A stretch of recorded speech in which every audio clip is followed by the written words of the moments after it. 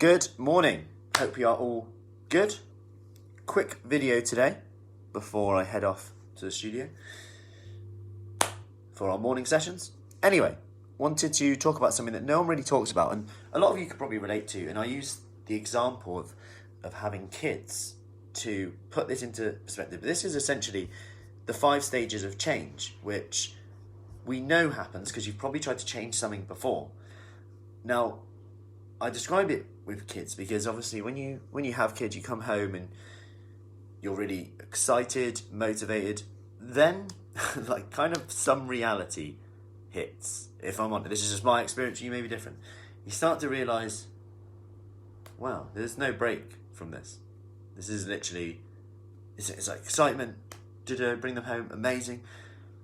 A few weeks in, you're like, wow, I'm knackered. Where's my sleep? And it is hard. It's hard. And then you kind of go on to stage 3, which I'll go into in a bit more detail in a minute. So if we put it into perspective right now, we have that almost uninformed optimism, amazing excitement. We then go into that informed pessimism. You start to think, this is actually harder than I thought. This is harder than I thought. Then you go into stage 3, which they call the pit of despair.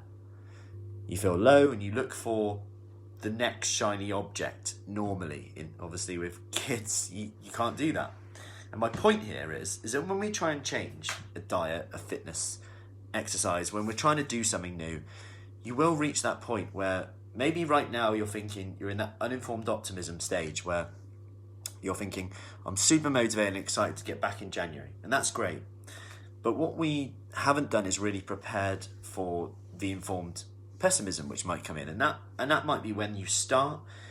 There's questions like, what do I wear? Am I fit enough? Can I fit it in? How long's the session? What's it like? What do I need to do? And all these questions can start to build up. And that can either put us off starting, or a few weeks in we can start to go, actually, I'm not sure this is working. I'm not sure this is fitting in for me. And either way can work. You can get ready earlier and take it smaller because maybe that's linked to your expectations between doing nothing then all.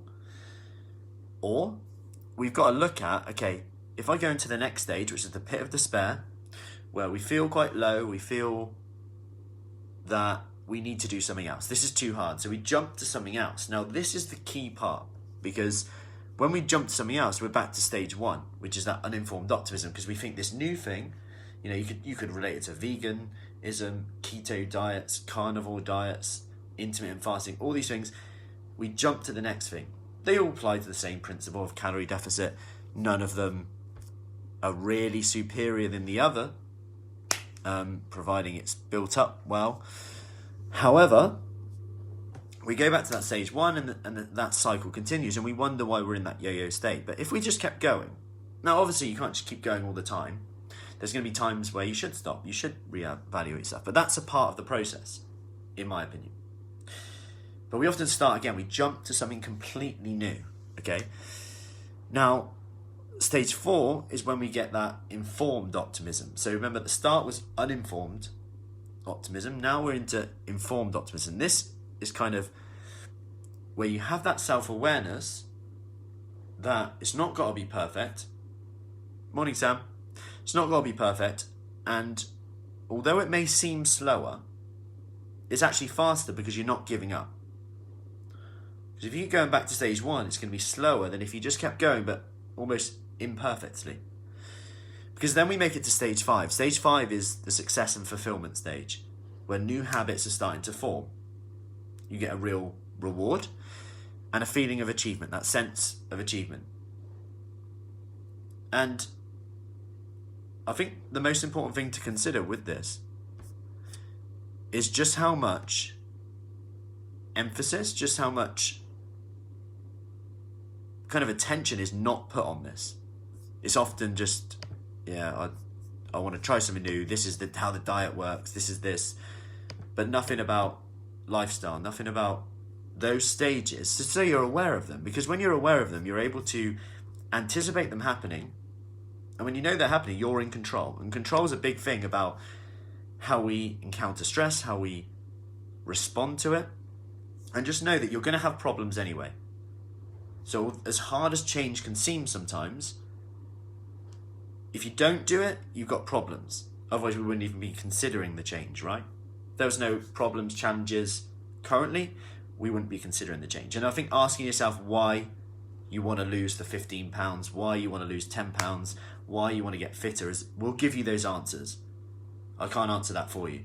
We do that in the one-to-one, and people come up with things that, the most common are things like more confidence, self-esteem, want to fit my clothes better again.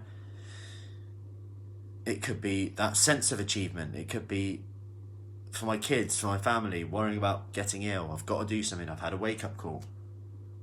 Whatever it is, this is our why. And there's problems there anyway, right? They're challenging to overthink them. We put a lot of attention on them. But change is challenging too. But the difference is with the challenge of change, at the very least, we're going to get a reward for it that we actually want. Whereas here, it's not too sure. The problem might lead to a reward, who knows? No one really knows. But at least this one, on that side of change, although it's hard, like I said, it's going to be hard anyway. So you might as well choose the hard, choose the challenge, choose the obstacle that will lead you to the outcome that you want. Hope that helps. And I hope that helps just when you're making an informed decision about what you want to do in January, what you're going to do next in terms of fitness, in terms of habit change, whatever is important to you. So I hope that helps. Just wanted to go over that, as I think it's important to recap on that. It's something I'm always saying, because it's a normal part of change to encounter problems, obstacles, and it's here where you want to look at, okay, where am I right now on my journey, on those stages, and how could I possibly keep going? Just like with the kids, think how hard we work. Think how hard we go through those stages, no matter what, no matter how nice it is when those eyes shut on the pillow. Then you hear that scream. Crazy times. We keep going. So we have got it in us. So when you say things like, I'm lazy, I have no willpower, I'm like, hang on a minute. You just said you work this many hours. You said you got 2 kids, whatever. We start listing off things, and it's like, well, the evidence is there. You're just choosing to define your laziness on this area. What about this? You've obviously got it in you. Maybe it's just not been as important to you in this part of your life. But it sounds like, from our conversation, that it is important to you now. As a result of that, when it's important to you, is there any evidence that you can't do it? I'll let you answer that one. Anyway, hope that helps. Make it a great day, and speak soon, okay?